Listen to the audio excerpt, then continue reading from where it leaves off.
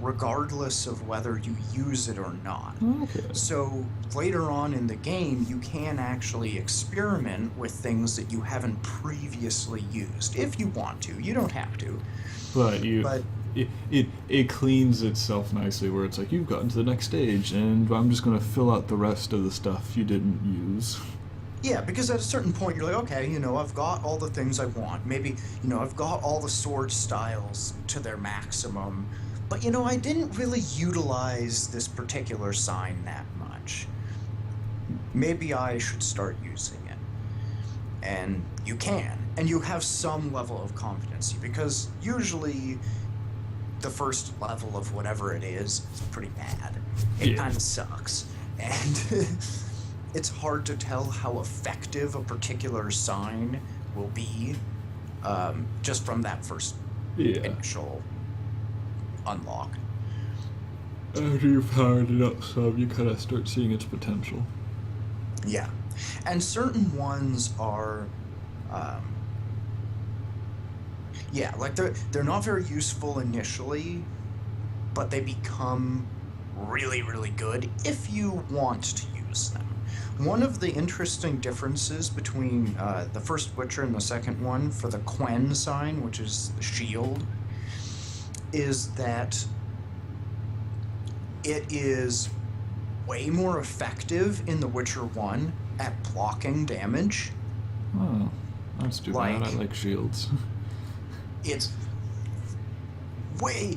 it will work like basically 100%.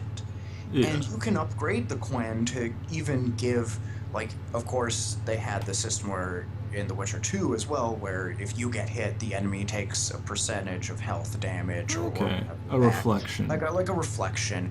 But the Quen also can be upgraded to give you increased resistances to poison and blinding and other Ooh, kind of nice. bad effects as well. And it can also, while you have it active, give you increased vitality, regeneration, health bar.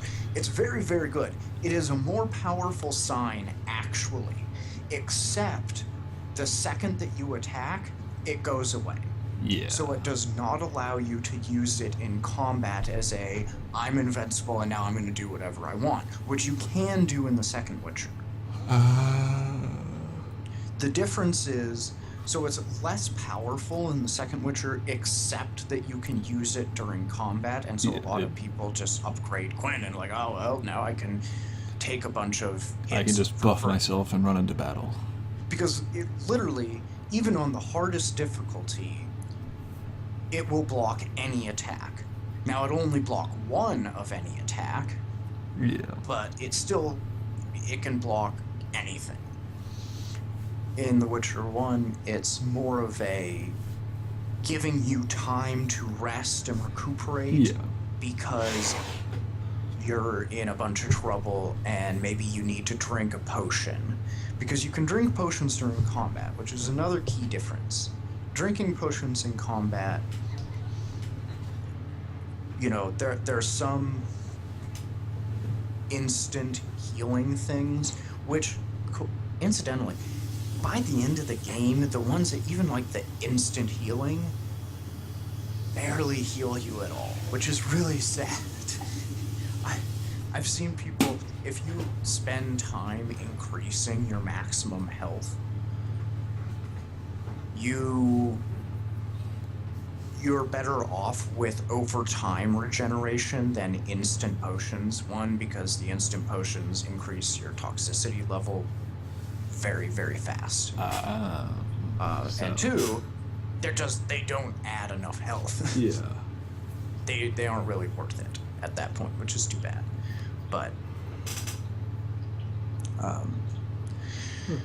maybe you decide to throw on they have a bunch of different interesting potions that you can put on, and Something that guess gives me an it- advantage in the situation. right, like maybe you walked into a situation and you didn't really know what there was going to be, like a specific enemy type or whatever, and now that you're there, you need to drink a certain potion to Yeah. have an advantage. and so you can, which you couldn't do in the second Witcher. That was more about preparation. Yeah. That's fine. They're different. They're both good in their own way, but the Quen sign is used more for, I need to have an Be emergency tough. time out here, give myself a second to drink a potion, and maybe regenerate my endurance so that I can use some more signs. Yeah. I need to not die. Yeah.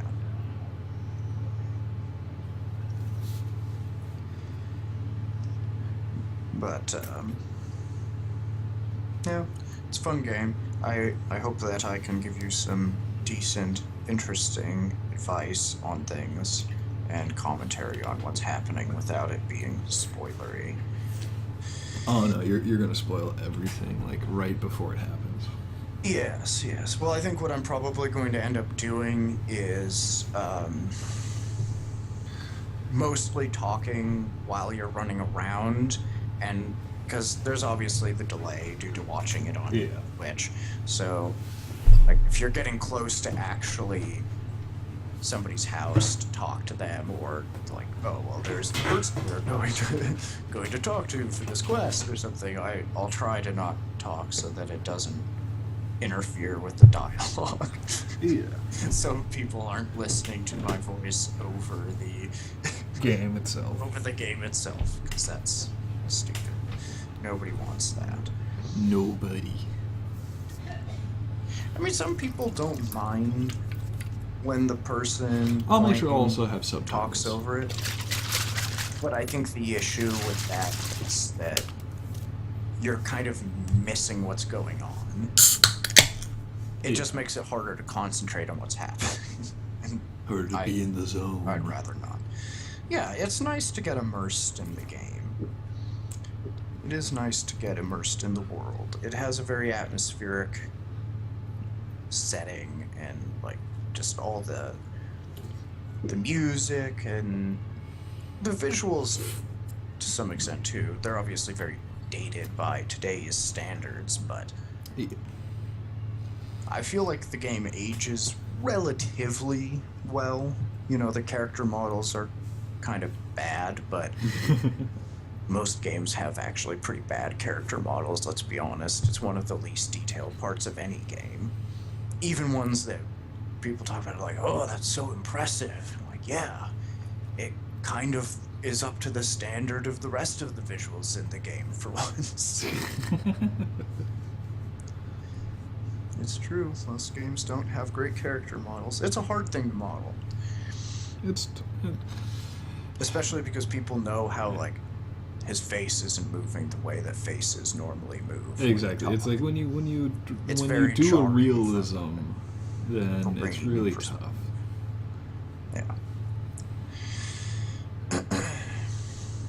It sucks because it's like you look at a lot of like Nintendo's GameCube work, and they had a pretty polished 3D engine by that point, so they were mainly focusing on art direction, and it allows for their games to still be in like look nice, even though it's like, oh, all we can do is just change the pixels to 1080p now and sell you an HD edition. Yeah. It's like, oh, but the art style still looks really nice because you didn't focus on realism. Instead, you focused on making something look interesting in the engine. Yeah. Yeah. Things can stylistically Look alive. look live, look really nice, regardless of whether it's high resolution or whatever. It's not a requirement for things to look nice, but character models are certainly one of those things that Yeah. If the character is gonna be a realistic art style, then the fidelity is going to make the difference. yeah. Because we know what a human looks like. We've seen it before. I recognize that. That looks kind of like a human. I've seen that in YouTube videos.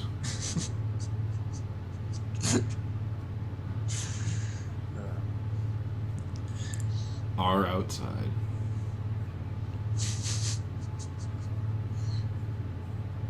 Yeah. Well, they have some really fantastic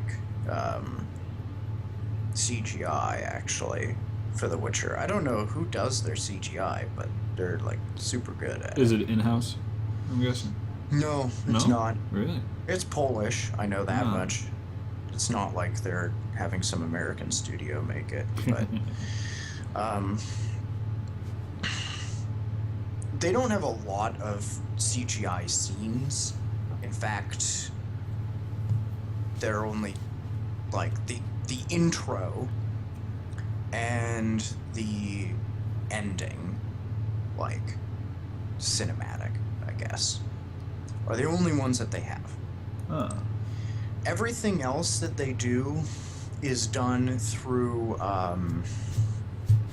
in-game engine, or at the end of a lot of like the chapters in the game, or key moments as well within the chapters. They will have kind of a cutscene, but it's using art, like basically what would today probably be considered kind of lazy by like, oh, you know, they should have a real cutscene instead of having something that they drew. And but it's very good art. It's very, at least I like it. I think it's really cool. But it is because of their budget, I'm sure. That has a lot to do with it. They don't have the budget to make tons of cutscenes and things, so instead they have narration by the voice actor for Geralt of Rivia over some, either a set of art. I'm trying to think of, there's like a term that I know and I'm forgetting, so I'm stupid. But concept art, wow, that took an incredible amount of time for something that I'm sure many people would just say, hey, you're really stupid. You should know this. Concept art. Yeah, so lots of really good concept art, but I think the strength of the like immersiveness actually comes from their music. It's quite good. They have an excellent soundtrack, and I wish that The Witcher 3 had a little bit more similar to the original Witcher. It's just, it's a different composer guy who's doing the music. So that's why it changed, but it has good atmospheric music. So Dota's introducing a couple new characters. Really? Yeah.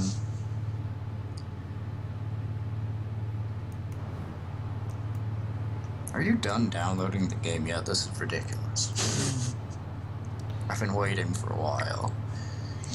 Housemates watching something, so I decided to Well, that's not acceptable. put a cap on my download to not interfere with their streaming. Oh. Well, aren't you a... Probably not. Probably not. I see. Well, you must be pretty close to being done, though, right? Yes, I am. Yeah. I'm reading they made this comic to introduce the character, and it involves Crystal Maiden. I see. Yeah, I remember been getting so many messages. It's kind of annoying, actually, but there's this kind of group Skype chat between me and a bunch of, like, Alex Liu and all of his friends, and they were talking about Crystal Maiden and how sexy she is, and it was kind of weird. Well, I mean, okay, so these heroes are supposed to have iconic figures. I mean, the main character I play is a skeleton, so there's not much attraction there, but But you're Legion not Commander, attracted to skeletons? for some reason. What's wrong with you? But Legion Commander is in armor. Yeah. But yes, they were talking about Got a cute face. that they introduced a new hero or a couple of new heroes. Yeah, it looks like they're going to be introducing a flying hero